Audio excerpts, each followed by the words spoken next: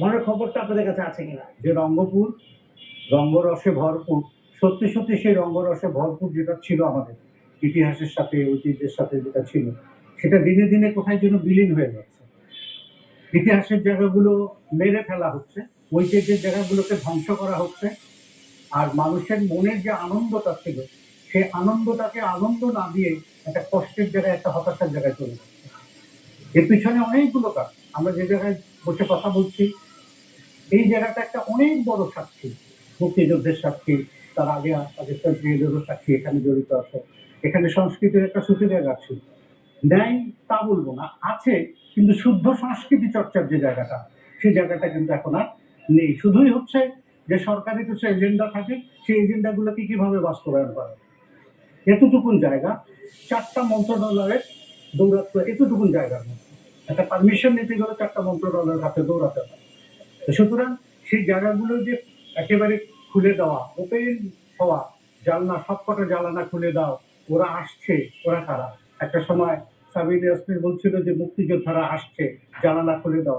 আর আমি যেটা বলতে চাচ্ছি, জানলা খুলে দাও, আমার আগামী প্রজন্ম আসছে, তারা যাদের হাতে বাংলাদেশের পতাকা নিরাপদ হবে, বাংলাদেশের সংস্কৃতি নিরাপদ হবে, যারা বাংলাদেশকে সারা বিশ্বে রিপ্রেজেন্ট করবে, তাদেরকে কিন্তু ওইভাবে আর আহ্বান জানানো হচ্ছে। সুতরাং আজকে যে জায়গাটায় আমরা পিছনে যাদেরকে রাখছি, দেখেন ফলের দোকান, এই জায়গাটায় ফলের বাজার বসে গিয়েছিল একটা সময়।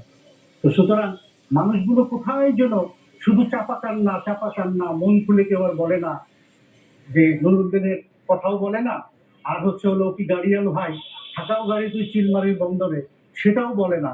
ঘর থেকে নারী আর বলে না, যদি বন্ধু যাবার চান ঘাড়ের গামছা ছুঁয়া যান।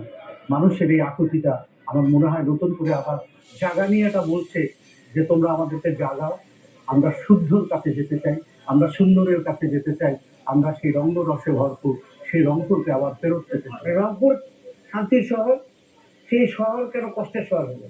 রংপুরের আসলে বাস্তবতাটা যদি আমরা ঐতিহাসিক, নৃতাত্ত্বিক বিভিন্নভাবে বিশ্লেষণ করি, তাহলে দেখব এখানকার মানুষ একটু অলস প্রবণ, এখানকার মানুষ কিছুটা শান্তিপ্রিয়।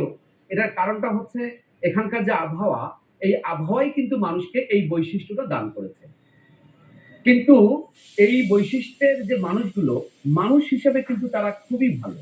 এখনো পথে ঘাটে আমি নিজেও এখনো মাঝে মধ্যে মোবাইলে টাকা না থাকলে রিক্সাওয়ালাকে টাকা দিয়ে নাম্বার লিখে দেই যে ভাই বেজিলোটা কোনো একটা দোকান থেকে দিয়ে। কোনোদিন এই টাকা কিন্তু আমার মিস যায় নাই। অর্থাৎ এখানকার মানুষেরা কিন্তু এরকম। এখানকার মানুষ যে কর্মবিমুখ এ কথা কিন্তু বলা যাবে না। এখানে কাজের ক্ষেত্রটাই কম। কৃষি কাজ নির্ভর এখানকার মানুষ। কৃষি কাজ যখন শেষ হয়ে যায়, পরবর্তীতে আবার 2-3 মাস, বছরে যে 4-5 মাস কোনো কাজ থাকে না। যখন কোনো কাজ থাকে না, তখন কিন্তু এখানকার মানুষেরা বসে থাকে। এই শহরটা আঁকড়ে আছে মূলত 2 শ্রেণীর মানুষ, যারা এখানে চাকরি করে, থাকতেই হয়, আর যারা এখানে বংশ পরম্পরায় আছে তারা। আর একটা কথার সূত্র আপনি এখানে নিয়ে এসেছেন, বিদেশে থাকা লোক। এটা কিন্তু রংপুর অঞ্চল পিছিয়ে থাকা বা রংপুর জেলা পিছিয়ে থাকার এটা আরেকটা কারণ।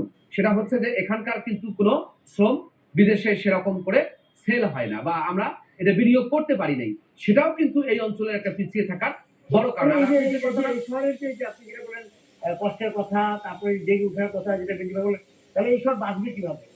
রংপুর অঞ্চলের যেমন বরাদ্দ কম, তেমনি এখানে আছে প্রতি বছর হাজার হাজার লাখ লাখ মানুষ গরিব হওয়ার ইতিহাস। সেটা হচ্ছে যে প্রতি বছর এখানে নদী ভাঙনে এই মানে লক্ষ লক্ষ মানুষ গৃহহীন হয়, লক্ষ লক্ষ হেক্টর জমি তা নদীগর্ভে বিলীন হয়।